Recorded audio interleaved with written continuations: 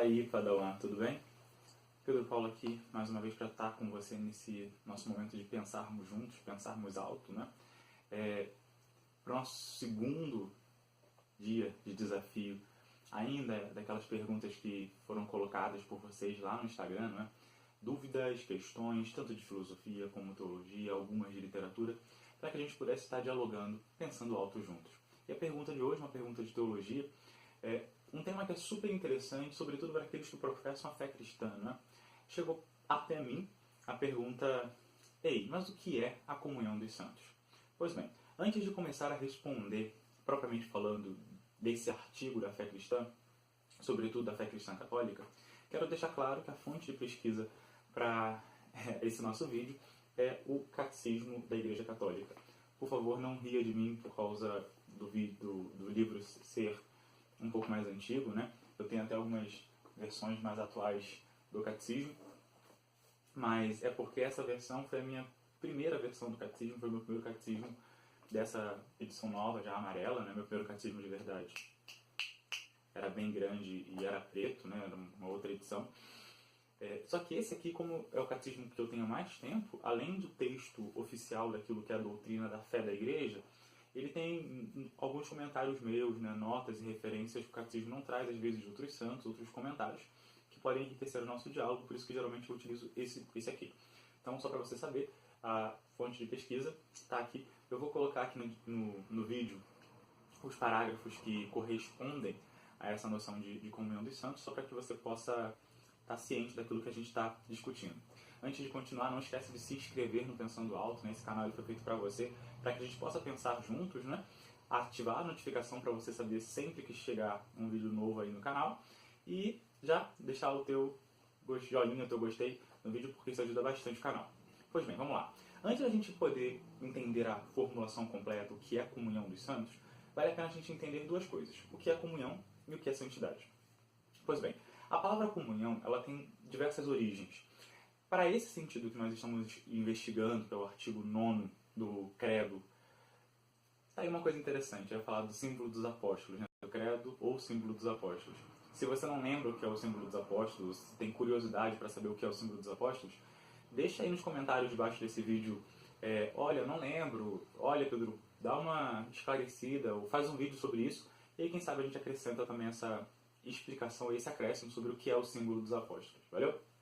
Então, esse é o artigo 9º do símbolo dos apóstolos, né? E ele está incluído, ou como um desdobramento, daquilo que a gente disse anteriormente. Antes, só para você lembrar, a gente afirma: creio na Igreja Santa e Católica, creio na comunhão dos santos. Dentro desse artigo 9º, a expressão comunhão está mais ligada à sua origem etimológica de comunus, ou seja, munus, em latim, serviço, juntos. Então, comunus seria o serviço que nós realizamos em comum, a obra que nós realizamos em comum, tem essa noção de um empenho que nós realizamos enquanto comunidade para que algo aconteça.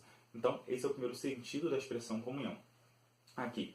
A segunda coisa que a gente precisa entender é o que significaria o dos santos. O catecismo ele faz uma distinção interessante, porque comunhão dos santos pode ser entendido de duas formas. Pode ser entendido como a comunhão daqueles que foram santificados por Cristo, então santos enquanto pessoas, e pode ser entendido como a comunhão nas coisas santas, ou seja, a comunhão dos bens espirituais que Cristo conquistou para nós por sua morte e ressurreição e que os demais cristãos cooperam, né, juntando ao mérito de Cristo a sua própria vida. Então pode ter esses dois sentidos.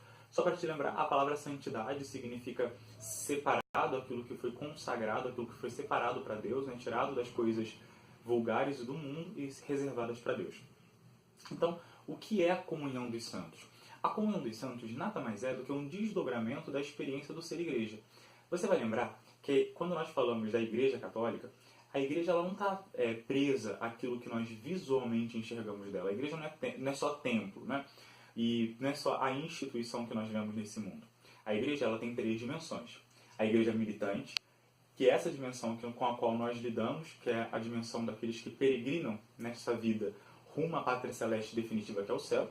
É a igreja da qual eu e vocês estamos fazendo parte agora, né? Existe a igreja triunfante, que é a igreja daqueles que, percorrendo o caminho dessa vida, foram fiéis a Cristo até o dia de sua morte, por isso alcançaram a coroa da glória eterna e estão no céu. É a igreja dos santos, né?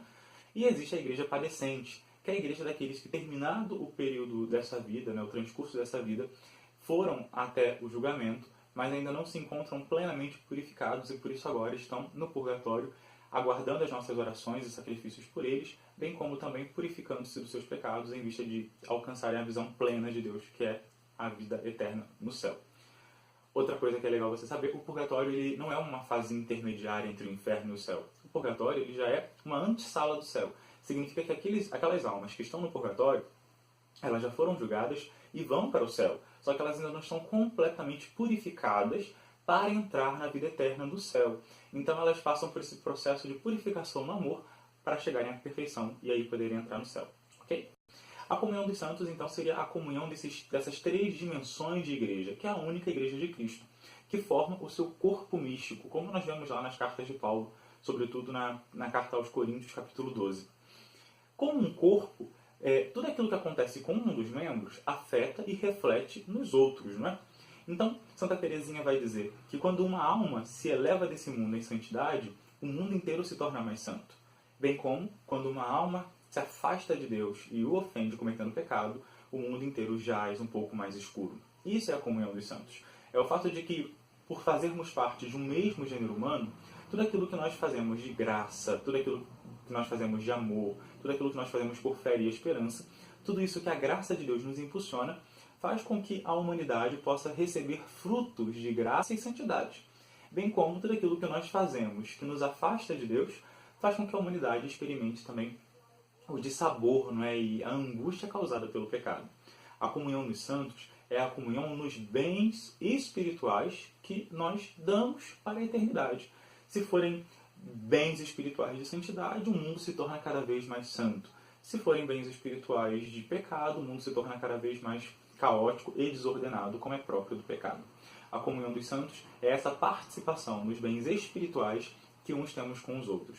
Isso fica muito evidente, sobretudo nas cartas de Paulo, quando Paulo vai dizer que pelo pecado de Adão, pela desobediência de Adão, a morte entrou no mundo e essa ferida de pecado se propaga por toda a espécie humana. Bem como pela obediência redentora de Cristo, que se faz homem, morre e ressuscita, a graça superabunda aonde o pecado havia abundado e nós recebemos graça sobre graça. Então, é bem isso, né? Tudo aquilo que Cristo conquistou por nós na cruz, nós todos participamos por causa dessa comunhão de bens. Só uma nota interessante, sobretudo se você é de tradição protestante, nós não estamos dizendo que os méritos dos santos são equivalentes aos méritos de Cristo, como se fosse a mesma coisa. Cristo, ele é o único mediador entre Deus e os homens, e quanto a isso não há dúvida. E ele é o único que tem mérito diante do Pai. O que acontece é que todos nós, unidos a Cristo, participantes do seu corpo, junto com ele, completamos na nossa carne a sua paixão e a sua obra redentora. Uma das definições de igreja que eu particularmente gosto muito é que nós somos o corpo de Cristo continuados na história. Essa é uma definição que o teólogo Karl Rahner usou certa vez e que eu acho que é bem interessante. Então, quando eu e você sofremos, é Cristo quem sofre. Quando eu e você nos alegramos, é Cristo quem se alegra, porque nós somos membros do seu corpo e não é lógico que um membro rejubile-se e que o corpo esteja chorando, não é?